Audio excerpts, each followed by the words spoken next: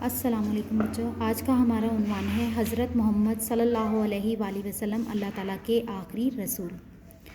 اللہ تعالیٰ نے انسانوں کی ہدایت اور رہنمائی کے لیے نبی اور رسول بھیجے۔ اللہ تعالیٰ کے بھیجے ہوئے تقریباً 1,24,000 نبیوں اور رسولوں میں سب سے آخری نبی حضرت محمد صلی اللہ علیہ وآلہ وسلم ہیں۔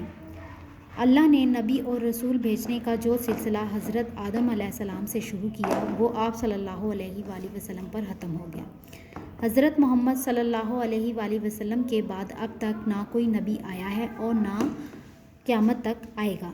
حضرت محمد صلی اللہ علیہ وآلہ وسلم سے پہلے جتنے نبی اور رسول آئے ان سب کی تعلیمات کسی خاص قوم کے لیے تھیں، لیکن آپ صلی اللہ علیہ وآلہ وسلم کی تعلیمات کسی خاص قوم کے لیے نہیں بلکہ دنیا کی ہر قوم کے انسان کے لیے ہے۔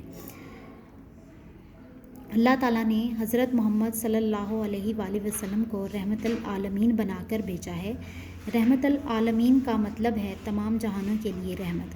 حضرت محمد صلی اللہ علیہ وآلہ وسلم ہر ایک کے لیے رحمت ہیں۔ آپ صلی اللہ علیہ وآلہ وسلم سے زندگی کے ہر معاملے میں رہنمائی ملتی ہے۔